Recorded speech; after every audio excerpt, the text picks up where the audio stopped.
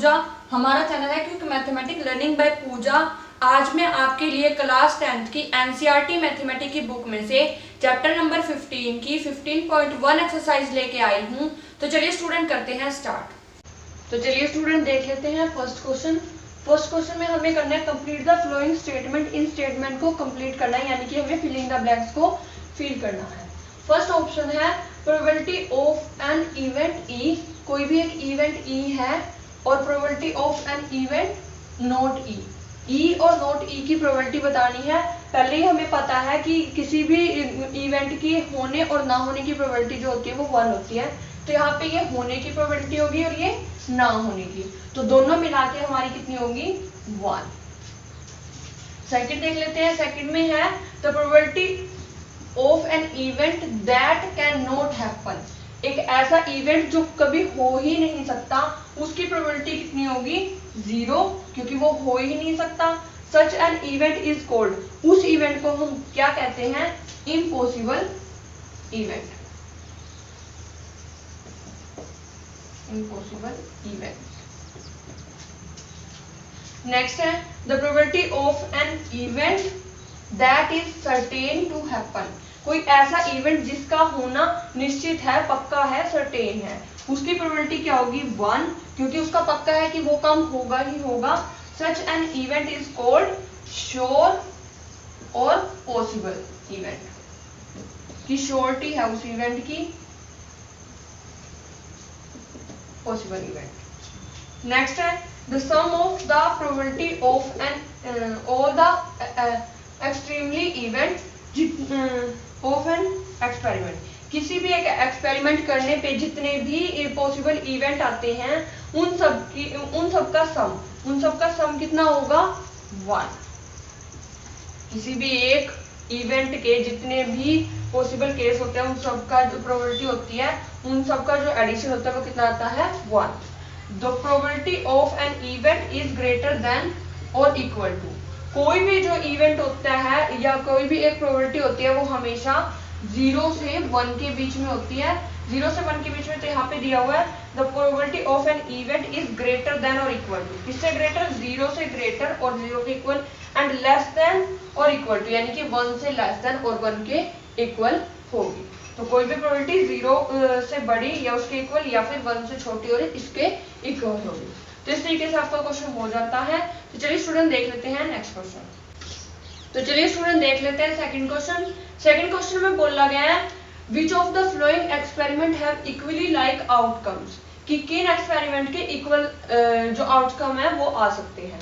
तो फर्स्ट देख लेते हैं a driver attempts to start a car. एक ड्राइवर कार स्टार्ट कर रहा है।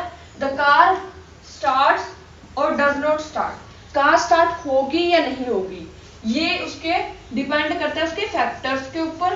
फैक्टर्स के ऊपर कैसे? अगर कार सही है तो चल जाएगी, नहीं सही है तो नहीं चलेगी, उसमें पेट्रोल है तो चल जाएगी, नहीं तो नहीं चलेगी। तो इस तरीके से उसके फैक्टर्स पर डिपेंड करता है, तो इसलिए इसके कोई इक्वल आउटकम नहीं हो सकते। Second a player attempts to shoot a basketball. एक प्लेयर शूट करता है एक बास्केटबॉल को। She or he shoots or misses the shot. तो वो उस शॉट को मिस कर देता है या फिर वो गोल को अचीव कर लेता है। तो ये भी उसके ऊपर डिपेंड करेगा कि अगर वो प्लेयर जो है वो सही से खेलना जानता है, तो इसके भी कोई इक्वली लाइकली आउटकम नहीं हो सकते, क्योंकि उसकी पॉसिबिलिटी ही नहीं पता कि वो किस टाइप का प्लेयर है। नेक्स्ट है a trial is made to answer a true or false question. एक क्वेश्चन है जिसके लिए ट्रू फॉल्स टाइप का क्वेश्चन है, उसका आंसर दिया जाता है। द आंसर इज राइट और रॉन्ग। राइट और रॉन्ग होने की पॉसिबिलिटी कितनी है? अब दो ही ऑप्शन होंगे, या तो ट्रू होगा या तो फॉल्स होगा।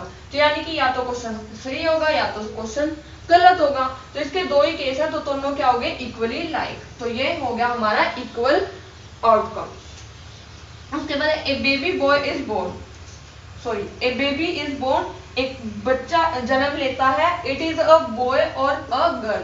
तो इसकी क्या पॉसिबिलिटी है कि वो बॉय होगा या फिर गर्ल होगी। तो इसमें भी दो ही केस है, या तो बॉय होगा या तो गर्ल होगा। तो इन दोनों में भी किसी भी एक के होने की पॉसिबिलिटी है। तो ये भी क्या हो गए? Equally likely outcome. तो इस तरीके से आपका सेकंड क्वेश्चन हो जाता है। तो चलिए स्टूडेंट देख लेते हैं नेक्स्ट क्वेश्चन। तो चलिए स्टूडेंट देख लेते हैं थर्ड, फोर्थ और फिफ्थ क्वेश्चन। तो इसमें हमें दिया हुआ है थर्ड क्वेश्चन में why is tossing a coin considered to be a fair way of deciding which team should get the ball at the beginning of the football game. कि अगर हम कोई भी फुटबॉल गेम वगैरह कोई भी गेम स्टार्ट करते हैं तो हमें कॉइन को टॉस करते हैं, तो जिसमें उसका नंबर आ जाता है उसी को हम जो है डिसाइड कर लेते हैं। तो ये चीज फेयर क्यों मानी जाती है? क्योंकि एक कॉइन में क्या होता है, 2 पॉसिबल केस होते हैं और दोनों टीम के आने की जो पॉसिबिलिटी होती है वो इक्वल होती है, इसलिए इसको सही माना जाता है, क्योंकि उनके आउटकम आने की पॉसिबिलिटी क्या होती है, इक्वल होती है। तो इसीलिए इस केस को फेयर केस माना जाता है। नेक्स्ट देख लेते हैं fourth question. Which of the flowing can't be the possibility of an event. इनमें से कौन सी इवेंट की पॉसिबिलिटी नहीं है? मैंने आपको एक चीज बताई थी कि पॉसिबिलिटी जो होती है वो 0 से 1 के बीच में होती है। तो जो इसमें से 0 के बीच में 0 और 1 के बीच में नहीं हुई वो ही क्या होगी, कांट पॉसिबिलिटी, मतलब वो उसकी पॉसिबिलिटी नहीं होगी। तो यहाँ पे देख लेते हैं 2/3। अगर हम इसको पॉइंट्स में सोल्व करें या वैसे देखें तो हमारा 0.67 इतना आता है, मतलब 0 से 1 के बीच में है तो ठीक है। उसके बाद -1.5 पहले से ही पता चला कि माइनस में आ गई तो ये हमारी पॉसिबिलिटी नहीं होगी, तो यही हमारा आंसर आ जाता है। बाकी भी चेक कर लेते हैं। 15%, 15/100 इसको सोल्व करते हैं 0.15। तो ये भी 0 से 1 के बीच में है तो ये भी पॉसिबिलिटी हो सकती है। उसके बाद 0.7 ये भी 0 से 1 के बीच में है तो ये भी क्या होगी, पॉसिबिलिटी है। तो सिर्फ हमारी माइनस में, नेगेटिव में कभी भी हमारी प्रोबेबिलिटी नहीं हो सकती, तो इसलिए ये क्या हो गया हमारा आंसर। नेक्स्ट देख लेते हैं। नेक्स्ट में दिया हुआ है if PE is equal to 0.05 what is the probability of not E। PE की प्रोबेबिलिटी दी हुई 0.05, तो PE नोट की प्रोबेबिलिटी बतानी है। तो यहाँ पे देख लेते हैं, एक हमारे पास ये था कि PE प्लस PE नोट दोनों की प्रोबेबिलिटी मिला के कितनी होती है, 1। यहाँ पे हमें PE की प्रोबेबिलिटी दी हुई 0.05 प्लस PE नोट की हमें निकालनी है इक्वल टू 1। तो ये 0.05 जो हो जाएगा उधर चला जाएगा और उधर जाके क्या हो जाएगा, -1 माइनस ये उधर जाके माइनस करेंगे 0.05, इन दोनों को माइनस कर लेंगे तो आ जाएगा हमारा 0.95। तो यही हमारी आ जाएगी नोट की पॉसिबिलिटी, ई नहीं की पॉसिबिलिटी। और ये माइनस करने का तरीका होता है 0.05, यहाँ पे किस तरीके से हम इसको माइनस कर सकते हैं। तो इस तरीके से आपका क्वेश्चन हो जाता है। तो चलिए स्टूडेंट देख लेते हैं नेक्स्ट क्वेश्चन। तो चलिए स्टूडेंट देख लेते हैं सिक्स्थ क्वेश्चन। सिक्स्थ क्वेश्चन में दिया हुआ है a bag contain lemon flavour candies only Malini takes out 1 candy without looking into the bag, what is the probability that he takes out. मतलब क्या है कि एक बैग के अंदर कुछ कैंडीज डाली गई हैं जिनमें से जो कैंडी थी वो सिर्फ लेमन की थी, कैंडीज जो थी वो सिर्फ लेमन की थी, मीन्स लेमन फ्लेवर की थी। और मालिनी एक कैंडी निकालती है बिना बैग को देखे, what is the probability that he, first option दिया हुआ है प्रोबेबिलिटी का एन ऑरेंज फ्लेवर कैंडी, कि ऑरेंज फ्लेवर कैंडी होगी। अब हमें पता है जब उसके अंदर ही लेमन की है तो ऑरेंज की कैसे निकल सकती है, नहीं निकल सकती। तो जिस इवेंट का होना पॉसिबल ही ना हो तो उसकी प्रोबेबिलिटी क्या होगी, 0, क्योंकि वो हो ही नहीं सकती। सेकंड है लेमन फ्लेवर कैंडी, लेमन की तो है ही है, जब भी निकालेगी लेमन की ही निकलेगी, दूसरी निकल ही नहीं सकती। तो इसलिए सेकंड ऑप्शन का आंसर जो है वो क्या आ गया, 1, क्योंकि उसका होना पक्का है, निश्चित है, सर्टेन है। नेक्स्ट क्वेश्चन देख लेते हैं seventh question. It is given that in a group of 3 students, the probability of 2 students not having the same birthday is 0.992. What is the probability that the 2 students have the same birthday? मतलब PE नहीं की probability दी हुई है 0.992 और P नहीं की दी हुई है, PE की हमें फाइंड आउट करनी है। तो तो अभी हमने जो फिफ्थ क्वेश्चन किया था उसकी तरह ये सेम ही क्वेश्चन है, तो उसी की तरीके से हम इसको करेंगे। तो पीई की प्लस पीई नोट की प्रोबेबिलिटी हमारे पास है 1, तो पीई की हमने निकालनी है और पीई नोट की हमें दी हुई है 0.992। तो इसको हम उधर ले जाके माइनस कर देंगे तो हमारी पीई की प्रोबेबिलिटी आ जाएगी। तो ये माइनस करने के बाद 0.008 आ जाएगा, तो ये हमारी पीई नोट की प्रोबेबिलिटी आ जाती है। सिंपल है ये भी, मतलब पीई की प्रोबेबिलिटी आ जाती है, सिंपल है। 1 में से माइनस करना है 0.992, यहाँ पे 0 लगा के पॉइंट्स के बाद और इसको सोल्व कर लेंगे। तो इस तरीके से हमारी पीई की प्रोबेबिलिटी आ जाती है। तो चलिए स्टूडेंट देख लेते हैं नेक्स्ट क्वेश्चन। तो चलिए स्टूडेंट देख लेते हैं 8th क्वेश्चन। 8th क्वेश्चन करने से पहले हम एक फॉर्मूला लिख लेते हैं, उसी फॉर्मूले से हमारे सारे क्वेश्चन इजीली हो जाएंगे। जहां पे लिख देते हैं favourable case divide by total case, या आउटकम्स लिख लेते हैं, यहाँ पे भी आउटकम्स।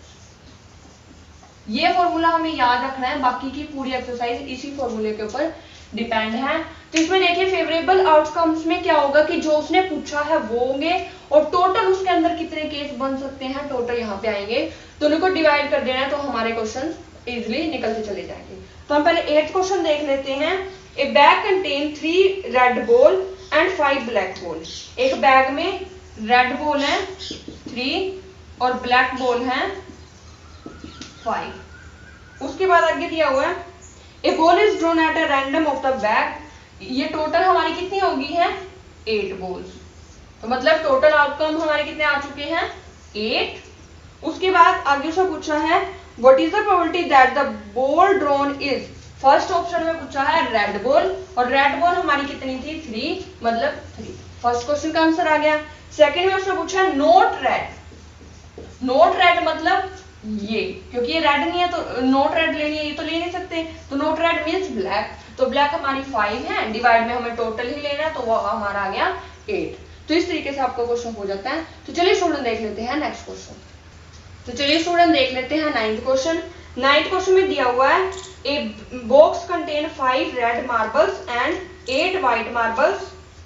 रेड मार्बल हैं 5, व्हाइट मार्बल हैं 8 एंड ग्रीन मार्बल हैं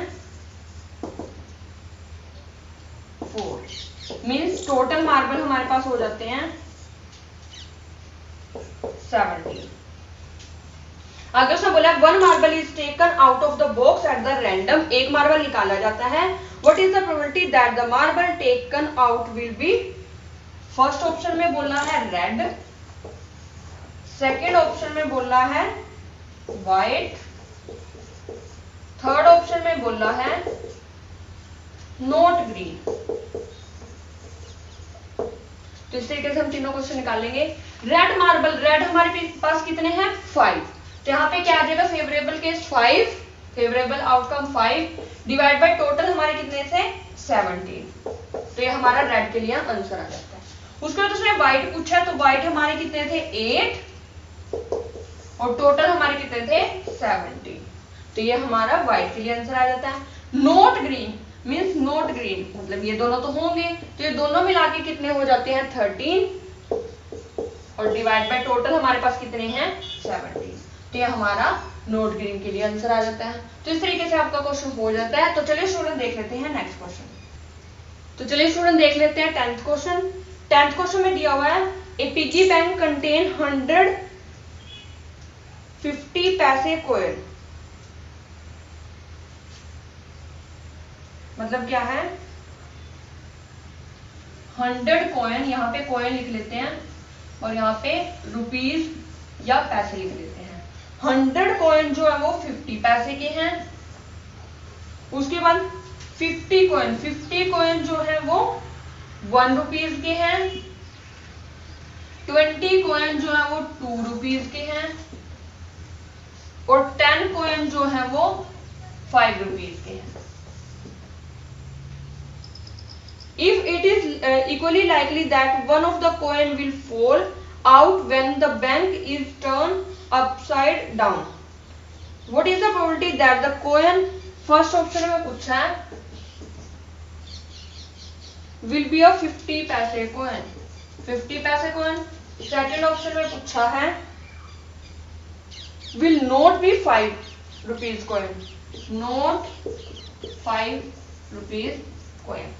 ये दो क्वेश्चन उसने पूछे हैं. तो देखिए पहले तो हम टोटल कॉइन ही निकाल लेते हैं. तो ये टोटल कॉइन हमारे पास आ जाते हैं 180. तो हम यहाँ पे 50 पैसे कॉइन उसने पूछा है निकालने के लिए. तो 50 पैसे कॉइन कितना है हमारे 100. तो हमारे फेवरेबल आउटकम हो गए 100. जो पूछा जाए वो फेवरेबल होता है. 50 पैसे कॉइन पूछा है तो 50 पैसे कॉइन कितने हैं 100. तो हमारा फेवरेबल कितना आ गया 100 divide by total. Total case हमारे कितने हैं 180. तो इससे हम कट कर देंगे, 0 से 0 कैंसिल, 2 5 जा 2 9 का. तो हमारा आ गया 5/9. तो ये आ गया हमारे 50 पैसे कॉइन की पॉसिबिलिटी प्रोबेबिलिटी. उसके बाद नोट 5 रुपीज कॉइन बोल रहा है. नोट 5 रुपीज कॉइन मतलब ये तो हम लेंगे नहीं, तो बाकी तो सारे लेने पड़ेंगे. तो 100 प्लस 50 150 और 170. तो हमारे इसके लिए फेवरेबल केस आ गया 170 डिवाइड बाय टोटल हमारे पास था 180. तो इन दोनों को कर देते हैं डिवाइड, 0 से 0 कैंसिल. तो हमारा आ जाता है 17/18. तो ये आ जाता है हमारा नोट 5 रुपीज के लिए. तो इस तरीके से आपका क्वेश्चन हो जाता है. तो इस वीडियो में इतना ही. बाकी के क्वेश्चन हम नेक्स्ट पार्ट में करेंगे. तो हमारी वीडियो को लाइक कीजिए, शेयर कीजिए और हमें कमेंट करके बताइए कि आपको हमारी वीडियो कैसी लगी. साथ ही हमारे चैनल को सब्सक्राइब कीजिए और बेल आइकन को प्रेस जरूर कीजिए ताकि आने वाली वीडियोस की नोटिफिकेशन आप तक सबसे पहले पहुंचती रहे. Thank you guys.